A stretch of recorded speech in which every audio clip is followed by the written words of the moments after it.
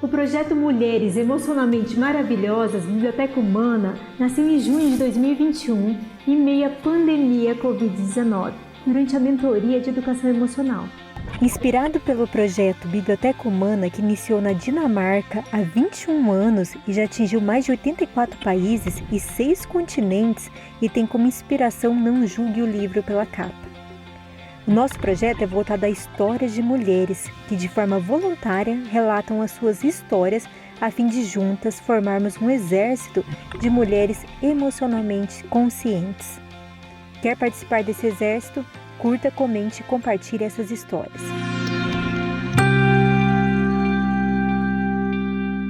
Olá, vou contar para vocês a história O Sonho do Reencontro. Uma história de perdão, amor e gratidão.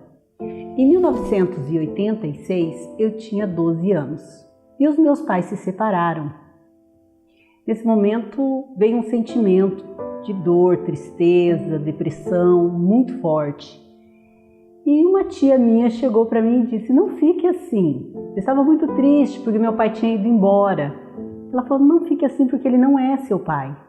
Então foi uma verdade revelada. Eu não tinha conhecimento disso e foi uma surpresa muito grande. Mesmo assim, aquele sentimento continuou. Eu tinha um desejo muito grande de rever, de reencontrar meu pai. E com o passar do tempo, eu fui vivendo uma história de muito sofrimento, de muitos traumas, de muitas revoltas. Tudo isso perdurou até os meus 19 anos, quando Deus entrou na minha vida e transformou toda essa realidade. Dentro desse grande processo de transformação, desde os meus 16 anos, então, eu fiquei procurando contato, uma aproximação com meu pai biológico, até os 34 anos. E todas as vezes que eu me aproximava dele, ele dava uma negativa. E por isso, no meu coração, desejo tão grande de reencontrar meu pai adotivo. Algo assim que era um sonho que eu pedia muito a Deus, que meu pai não morresse antes do nosso reencontro. Até que um dia Deus me deu essa confirmação, através de um pirilampo, de que eu iria reencontrar com meu pai. Foi algo maravilhoso e eu acreditei naquilo como uma verdade que se concretizou na minha vida. Porque eu queria muito, o desejo do meu coração era poder reencontrar meu pai e falar dessa transformação, falar da cura dessas dores, desses traumas, dessas revoltas que eu tinha. Externar para ele todo o meu agradecimento, a minha gratidão por ele ter me dado uma família, um sobrenome, por ter acolhido a minha mãe quando eu tinha 1 ano de idade, no momento que nós fomos abandonados por todos. E era algo muito forte no meu coração. E então eu fiquei 19 anos sem contato com meu pai. Até que fiquei sabendo que ele estava novamente no Piauí, onde a minha avó morava. E aí, sabendo disso, escrevi para o meu pai. Naquele tempo não tínhamos contato por telefone. Eu escrevi para o meu pai. E eu descobri que o meu pai não nos abandonou, mas que ele se sentia alguém fracassado, que não tinha nada para oferecer. Ele estava muito doente, estava acamado e vivendo assim em condições muito difíceis. Passei a ajudá-lo financeiramente por mais 2 anos até que ele saísse da cama e conseguisse trabalhar. Assim nós nos falamos por mais 5 anos à distância. Naquele tempo em que você tinha que ligar numa cabine, deixar o recado para alguém chamar a pessoa na casa para atender o telefone. Não sei se você lembra disso, mas é parte da nossa história. E depois disso, chegou o grande dia de reviver o reencontro, de encontrar meu pai. No ano de 2010, não tinha condições financeiras para isso. Minha mãe patrocinou uma viagem para mim e a minha irmã ir até o Piauí. E foi assim algo maravilhoso para nós, tanto pela viagem quanto pela expectativa do que nós íamos encontrar lá.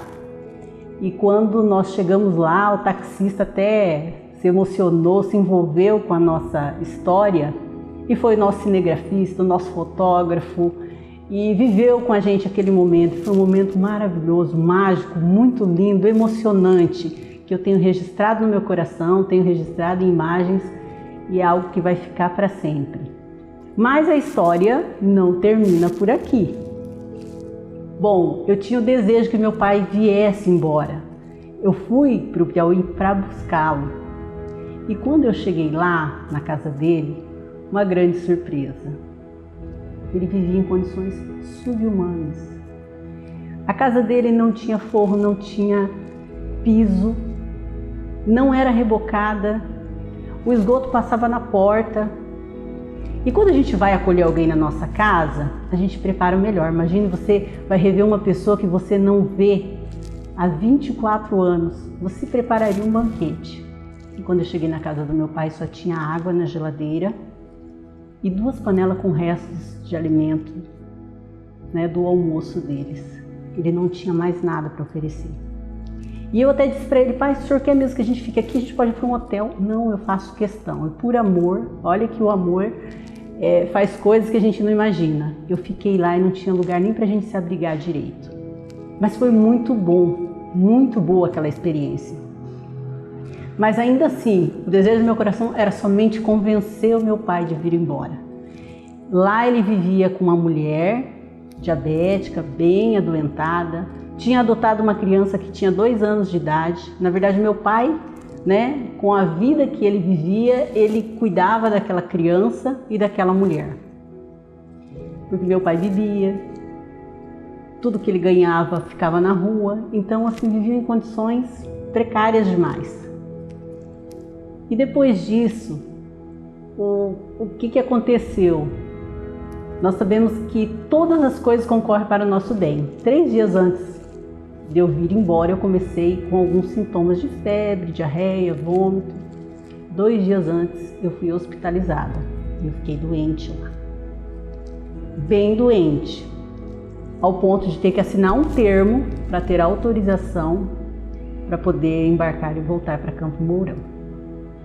Bem, eu nem sabia o que eu tinha. Eu assinei esse termo para vir embora e, assim, por Deus, os médicos, né, os enfermeiros me orientaram que eu passasse num posto de saúde, pegasse soro para poder prosseguir na viagem. Gente, isso salvou a minha vida, porque eu vim com dengue. Só que lá fizeram o exame para saber se eu estava com dengue, deu negativo, deu que eu já tinha tido a dengue. E eu constatei que eu tinha tido essa dengue 2 ou 3 semanas antes de ir para lá. Então quer dizer que eu tive 2 dengue consecutivas. Porque o que aconteceu? No retorno, eu fui, em 2 conexões que nós fizemos em São Paulo e Curitiba, eu tive que ser atendida de emergência nos ambulatórios do aeroporto. E na primeira conexão a gente ficou mais de 6 horas no aeroporto, então eu fiquei internada e eles não queriam me liberar para vir embora. E a minha irmã é uma pessoa assim que ela não controla a situação, tipo, ela precisaria do meu apoio, então a minha irmã tem que ir embora comigo, eu não vou sem ela não viria embora sem mim, ela não teria essa autonomia para vir embora. Mas graças a Deus isso também nos ajudou, porque se ela não tivesse feito isso, eu não sei se eu teria sobrevivido, mas eu cheguei em Campo Mourão. E quando eu cheguei em Campo Mourão, eu fui direto para a Santa Casa, hospitalizada, e eu fiquei 10 dias entre a vida e a morte com dengue hemorrágica. Eu quase morri. E aí, como eu disse, tudo tem um propósito debaixo do sol. Não foi por acaso que isso aconteceu, porque nós viemos embora e meu pai não veio. Bem, até o 7º dia da dengue, né, os médicos já tinham me desenganado, os órgãos já estavam parando, eu já estava fazendo transfusão de sangue e os médicos não deram esperança para minha família e disseram: olha, só vai depender do corpo dela reagir. Eu acredito que aquilo mobilizou o coração do meu pai. E em 3 dias depois daquilo, quando eu entreguei meu coração para Deus e disse: olha, não vou resistir mais, né, faça a tua vontade, eu comecei novamente a viver. E em 3 dias, né, do 7º dia ao 10º, eu saí do hospital. Com 10 dias eu tive alta. E mais ou menos ali, depois de uma semana, o meu pai veio para Campo Mourão, veio embora. Então isso foi, né, o que Deus usou para conseguir trazer meu pai para perto de mim. E quando o meu pai veio, o meu pai continuou com a vida velha. O meu pai bebia há 54 anos. Meu pai bebeu a vida toda, porque o pai dele dizia que para trabalhar, para aguentar o trabalho, tinha que beber. Então ele começou a beber aos 12 anos. Então meu pai vivia do vício, atrás de mulheres, consumia tudo que ganhava nisso. E quando ele veio para cá, a gente conseguiu uma casa para ele morar, e ele continuou nessa vida. E eu tentava seduzir meu pai falando assim: pai, vamos para a igreja. Ah, vou na igreja não. Vamos, pai, vamos lá na igreja. Mas lá tem mulher bonita? Tem muita mulher bonita. E ele começou a ir comigo porque ele queria ver as mulheres. E o que aconteceu, gente? O meu pai conheceu uma pessoa na igreja, ele namorou, ele noivou e ele casou-se na igreja, porque ele só era casado com a minha mãe no cartório, casou-se com uma ministra da igreja. Olha isso. E isso fez uma revolução na vida do meu pai. A vida do meu pai foi totalmente modificada. Meu pai começou a viver ali naquela comunidade, a participar das atividades, participou até de teatro, de apresentações, parou de beber, começou uma vida nova. Lá o meu pai não tinha conseguido se aposentar, minha madrasta aqui ajudou ele a conseguir a aposentadoria, recebeu todos os atrasados. Com isso ele comprou um carro, comprou uma moto, tinha uma ótima condição de vida, estava vivendo muito bem aqui. E aquela criança que meu pai tinha lá no Nordeste, um ano depois que meu pai veio, a mulher que ele vivia lá acabou falecendo por causa do problema do diabetes. E a criança pôde vir para junto dele. Essa criança hoje tem 13 anos, foi adotada pelos sobrinhos da minha madrasta. Por quê? Mais pra frente eu vou contar aqui, né, por que essa criança foi adotada, mas essa criança foi adotada, ela está muito bem, o casal é assistente social, tem uma condição de vida maravilhosa, mora em São Paulo, ele tem tudo de bom e melhor que possa ter. E se identifica muito com o pai, que o pai também é negro, né, tipo o meu pai, então ele está muito feliz. A minha madrasta, né, conseguiu assim fazer essa revolução na vida do meu pai, que meu pai sempre foi muito mulherengo, mas graças a Deus ele teve uma vida muito bacana com ela. Só que no ano de 2017, um dia pela manhã, o meu pai amanheceu em coma. E a gente chamou a ambulância, o SAMU veio, e o procedimento normalmente é que o SAMU leve para o hospital, mas o SAMU levou ele para 24 horas. E, infelizmente, meu pai acabou falecendo por negligência médica, porque a médica que estava de plantão não deu o atendimento quando deu entrada lá para identificar o que poderia estar acontecendo. Ele ficou em observação, mas quando a médica foi atendê-lo às 10h30 da manhã, ele deu entrada lá às 8h. Quando ela foi atender às 10h30 da manhã, ele já estava tendo uma convulsão. Possivelmente ele já estava tendo uma trombose cerebral, porque os rins dele tinham parado durante a noite. E meu pai, mais ou menos meio-dia 45 desse dia 8 de março de 2017, meu pai acabou falecendo. Mas eu posso dizer para vocês que meu pai morreu assistido. Minha madrasta estava com ele, eu estive com meu pai, pude falar com ele, orar com ele 2 vezes. A minha irmã, né, que tinha assim um relacionamento um pouco truncado com ele, estava com ele lá nessa manhã toda. Então vejo que foi tudo muito preparado por Deus.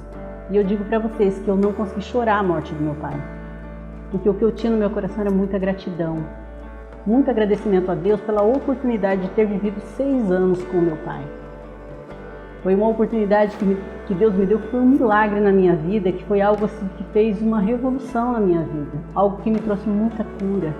Então assim, fica a mensagem que a gente não deixe de acreditar nos nossos sonhos, não deixe de buscá-los, não deixe de acreditar no milagre, porque todas as coisas são possíveis aos olhos de Deus. E quando a gente acredita, ainda que não seja da forma que a gente queira, Deus providencia de alguma forma para que aquilo seja suprido.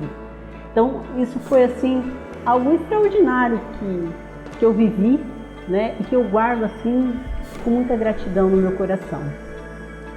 É essa a minha história, espero que vocês tenham gostado. Quero muito agradecer o convite da Angelis, a oportunidade de estar aqui, de poder compartilhar um pouco da minha história, da minha vida com vocês. Obrigada. Sentiu vontade de ser uma voluntária e compartilhar conosco um viés da sua história? Clique agora no link abaixo e preencha a ficha de interesse. Eu sou Angelis Bogdanov, sou psicóloga e palestrante e tenho como propósito levar a educação emocional por onde eu passar.